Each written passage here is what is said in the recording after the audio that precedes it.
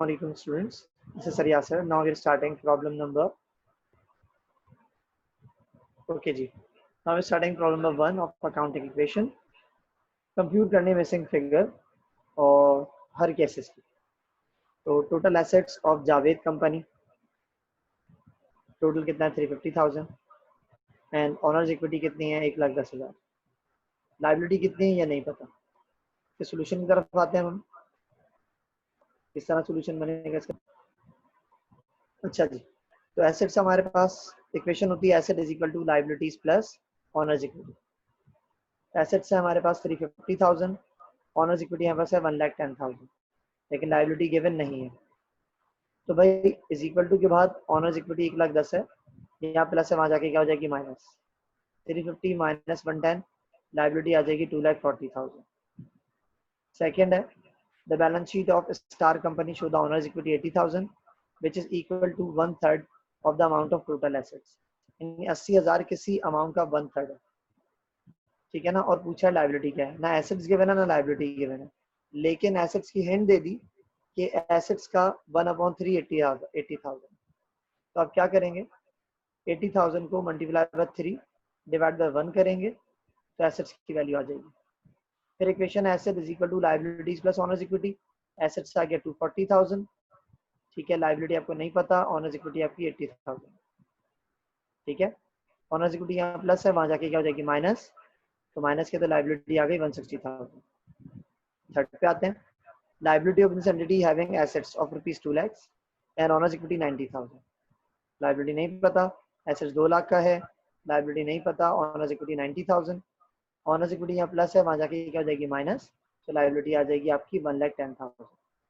चौथे केस पे आते हैं, the assets of business entity having liabilities of rupees 50,000, honours equity 1 lakh. तो भाई लायबिलिटी है 50,000 और ऑनर्स इक्विटी है 1 लाख, दोनों को प्लस करेंगे तो एसेट्स की वैल्यू आ जाएगी.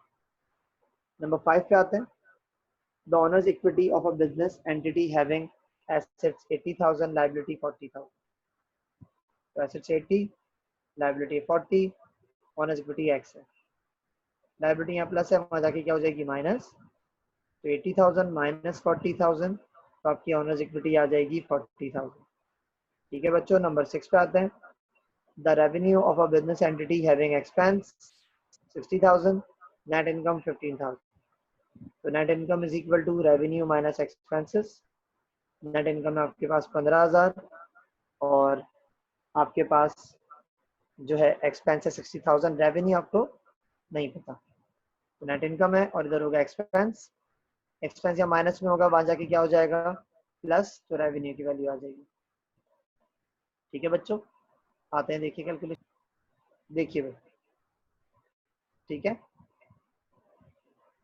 तो रेवेन्यू आपके पास कैसे आएगा, 60 प्लस 15 75 रेवेन्यू आएगा आपके पास.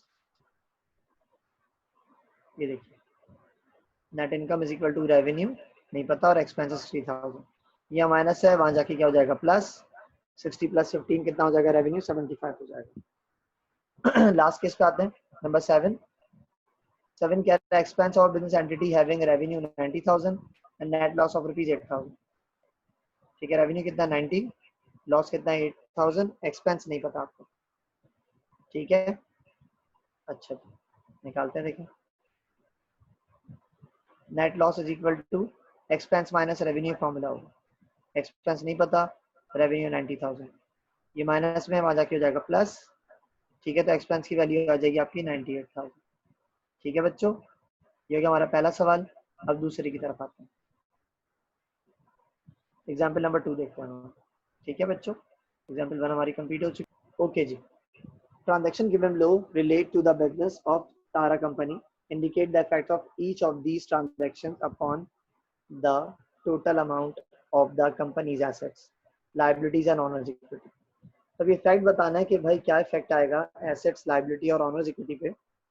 ठीक है ना, ट्रांजैक्शंस का. नंबर 1 है, owner invested cash in the business.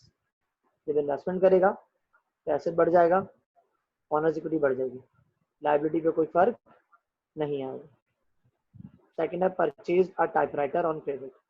Typewriter खरीदा उधार पे, टाइपराइटर एसेट्स है, बढ़ गया प्लस, उधार पे खरीदा, लायबिलिटी बढ़ गई प्लस, ऑनर्स इक्विटी में कोई फर्क नहीं आया।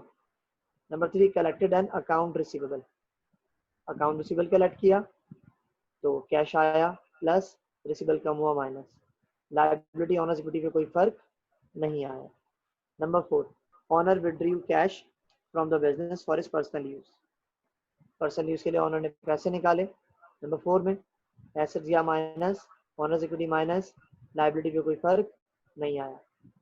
नंबर 5, पेड आ लायबिलिटी, लायबिलिटी पे करी तो पैसे कम हुए और लायबिलिटी भी माइनस हो गई, पे करी ना, पैसे भी गए और लायबिलिटी भी कम हो गई, ऑनर्स इक्विटी पे कोई फर्क नहीं आया।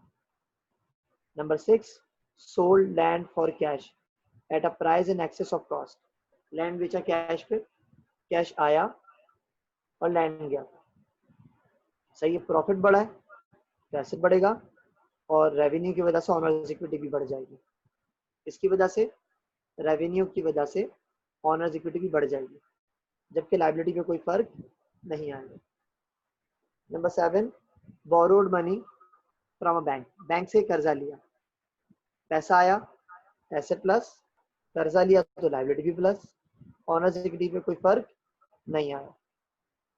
Number 8, purchase office equipment for cash, equipment खरीदी कैश पे, एक इक्विपमेंट एसेट से बढ़ गया प्लस, कैश गया तो माइनस हो गया और लायबिलिटी ऑनर्स इक्विटी पे कोई फर्क नहीं आया। नंबर 9 पे आते हैं,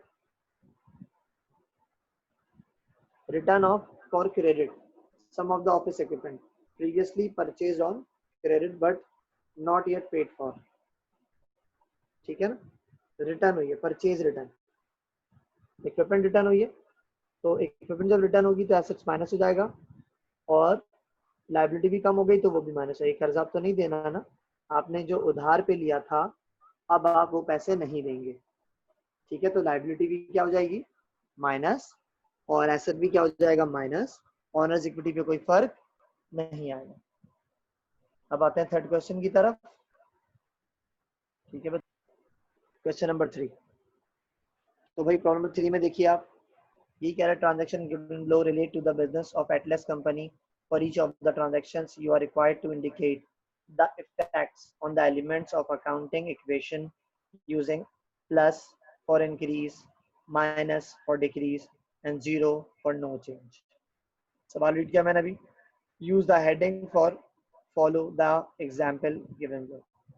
transaction number, asset liability honours equity देखनी है आपने, पहले देखिए भाई, हमने लिखा transaction number, asset liability honours equity, column बनाए, पहली entry invest cash in business, जब कैश इन्वेस्ट किया एसेट बढ़ गया और ऑनर्स इक्विटी भी बढ़ गई, लेकिन लायबिलिटी पे कोई फर्क नहीं आया। Second, purchase furniture on account, उधार पे फर्नीचर खरीदा, फर्नीचर एसेट्स है प्लस हो जाएगा, उधार पे खरीदा लायबिलिटी प्लस हो जाएगी, ऑनर्स इक्विटी पे कोई चेंज नहीं आएगा।